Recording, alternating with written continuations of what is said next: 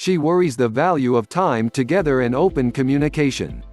Consider your previous effort at a relationship to be to your advantage. You already understand the little nuances that cause aggravation. Does he hate when you put your elbows on the table, or is she a stickler for laundry not being left on the flooring? So you're already ahead of the game when it concerns finding out your loved one. If your very first attempt at a relationship was when you were more youthful, it is essential for you both to recognize you may not be the very same individuals you as soon as were. Completion of your very first relationship might have been more about maturing and growing as opposed to non-compatibility. How to talk about starting a relationship. You might have had an advantage for a while, but gradually, feelings altered. It has been advised that putting extra effort into a reuniting when it occurs from throughout the miles. My tip is to go back to the old-fashioned of love and compose letters. The key is how you write the letters. Try writing handwritten notes and intersperse these with emails. One of the most romantic things a person can do is handwrite a note. The key to writing a letter is not to overtly flirt or be sexually intimate. The secret is to compose in a manner in which professes your deep commitment, love, and devotion to the other individual. Believe it or not, you can do this simply by blogging about the everyday, the boring, and the truth. Couples rekindling a love while one of them is serving an implementation or is stationed far away have unique considerations because the component of risk might be an aspect. Viewing these impressives, one can't leave watching the intense desire and passions the couple shows one another. Each individual appears to throw caution and inhibitions to the wind in favor of living in the here and now. The worry of losing a partner permanently is an aphrodisiac like no other. This is because the everyday things that all relationships experience is not almost as amazing or romantic. As such, when the couple can physically be together, they require to make the effort to remain romantic and fired up to be in the relationship. You've currently experienced an ending to your previous relationship, so you probably can recognize when the second relationship is on the decrease. If your relationship is continuing to degrade and neither of you is delighted, my recommendations to you is release. Move on. If you choose to instead fix the concerns and remain together, you might experience a much tighter bond and a stronger relationship than ever.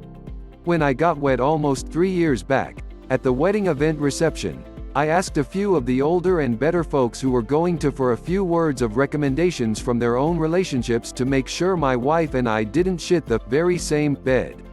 I think a lot of newlyweds do this: request relationship advice. I indicate, not shit the exact same bed, particularly after a few mixed drinks from the open bar they just paid for. Why not consult you? Why not ask you for your finest relationship and marriage recommendations? Why not manufacture all of your wisdom and experience into something straightforward and relevant to any relationship, no matter who you are? This is what I am asking. Anybody who has actually been married for 10+ years, and is still delighted in their relationship, write for all of us down here in the comment section. Thank you.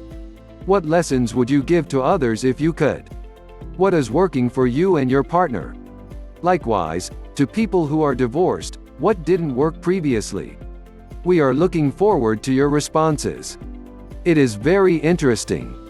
In the previous videos, the answers originated from wise and well-spoken individuals from all strolls of life, from around the world, each with their own histories, catastrophes, mistakes, and triumphs, how to talk about starting a relationship.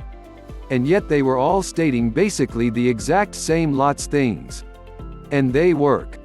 Prior to we even enter what you should perform in your relationship, let's start with what not to do. Do not ever be with someone due to the fact that another person forced you to. I got married the very first time due to the fact that I was raised Catholic and that's what you were supposed to do. I got wed the second time because I was unpleasant and lonely and thought having a caring partner would repair everything for me. Likewise incorrect. Took me 3 attempts to figure out what should have been apparent from the beginning. The only factor you should ever be with the individual you're with is due to the fact that you just enjoy being around them. Without a doubt, the most typical answer was, being with the person for the incorrect factors. Some of these incorrect reasons included, pressure from good friends and family, feeling like a loser, due to the fact that they were single and settling for the very first individual that came along. Being together for image because the relationship looked excellent on paper, or in images, not due to the fact that the two people really admired each other. Being young and naive and hopelessly in love and thinking that love would resolve everything. Without that mutual admiration, everything else will unwind. The other, incorrect, factor to participate in a relationship is to fix yourself. This desire to use the love of somebody else to soothe your own emotional issues undoubtedly results in codependence, an unhealthy and harmful vibrant between two individuals where there exists an implied contract to utilize each other's love as a diversion from one's own self-loathing. It is something that can be both healthy or unhealthy, practical or damaging, depending on why and how you like somebody else and are enjoyed by somebody else. By itself, love is never enough to sustain a relationship. You are definitely not going to be gaga over each other every day for the rest of your lives, and all this, gladly ever after, bullshit is just setting individuals up for failure. Then, the immediate they realize they aren't gaga any longer, they think the relationship is broken and over, and they need to get out. No. There will be days, or weeks, or perhaps even longer, when you aren't all mushy-gushy in love. You're even going to awaken some morning and think, you're still here. That's normal. And more importantly, sticking it out is totally worth it, due to the fact that, in a day, or a week, or perhaps even longer, you'll look at that individual and a giant wave of love will swamp you, and you'll like them a lot. You think your heart can't possibly hold all of it and is going to burst. Since a love that's alive is likewise constantly evolving. It's not going to be the way it utilized to be, or the method it will be, and it shouldn't be. I believe if more couples understood that, they'd be less inclined to panic and rush to separate or divorce. In ancient times, individuals truly thought about love a sickness. We all understand that person, or woman, who dropped out of school, offered their cars and truck, and invested the money to elope on the beaches of Tahiti. We all likewise understand that exact same person, or lady, and how they wound up skulking back a couple of years later seeming like a moron, not to mention broke. If we stopped long enough to consider the effects of having kids, not to point out being with the exact same person permanently and ever, few would ever do it. As Robin Williams once stated, God offered man a brain and a penis and only adequate blood to operate one at a time.